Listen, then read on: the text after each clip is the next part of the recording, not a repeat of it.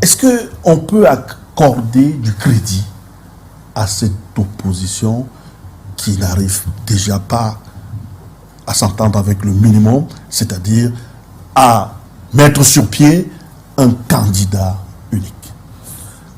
En termes de crédit, on doit accorder du crédit à l'opposition, parce que l'opposition participe de la vitalité démocratique de notre pays. Ça, c'est la première chose. Mais maintenant, est-ce que cette opposition, telle qu'on l'observe, peut être déterminante en une élection présidentielle? Je pourrais dire non à l'état actuel des choses. Pourquoi?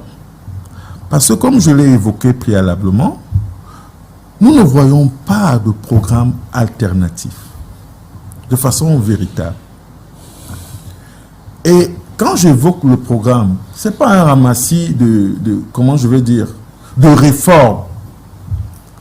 Parce que s'il faut analyser le Cameroun tel qu'il est là, le Cameroun a de très bonnes lois. Mais une opposition forte, avec une idéologie claire, se porte sur des sujets principaux. Et elles peuvent être déclinées. Et moi, personnellement, de par la posture que j'occupe et de la petite expérience que j'ai, mon vécu, ici et à l'étranger, je ne le vois pas. Et ça fait donc que les votants, qui sont les éléments déterminants d'une élection, sont totalement perdus. Car c'est ce que vous vendez à vos électeurs ou alors à l'ensemble des électeurs qui les achètent à 6 mois d'une élection. Que peut-on retenir du MP? Que peut-on retenir du PCRN? À ma grand-mère, qu'est-ce que vous allez lui expliquer? Le fédéralisme communautaire. Vous avez dit que votre grand-mère ne pourra pas lire. Voilà, c'est ce que je dis. Elle ne peut pas le lire. Mais c'est à vous de l'expliquer. Non, c'est pas ça. Et c'est là le problème. Parce que les opposants camerounais ont fondé leur politique sur le RDPC. Moi, j'encadre des jeunes. J'encadre de l'élite dans la diaspora, oui.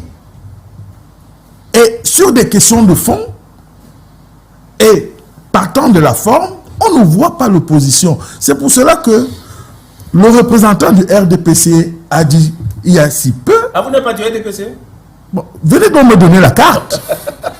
Parce que vous dire la vérité en face fait de vous un homme partisan. Aujourd'hui, je pense que sur les principes que vous avez évoqués, les principes de paix, d'union, de cohésion nationale, pour moi, ce sont des principes fondamentaux pour le Cameroun projeté. Et ça fait donc que ce soit le RDPC, que ce soit l'opposition, s'il y a quelque chose qui ne va pas, je le dis de façon claire. Et en ce qui concerne cette élection, l'opposition n'est pas prête. Et pourquoi l'opposition n'est pas prête? Au-delà des programmes, c'est parce qu'au Cameroun, et ça c'est inhérent à tous les Camerounais, on ne pense qu'à soi-même.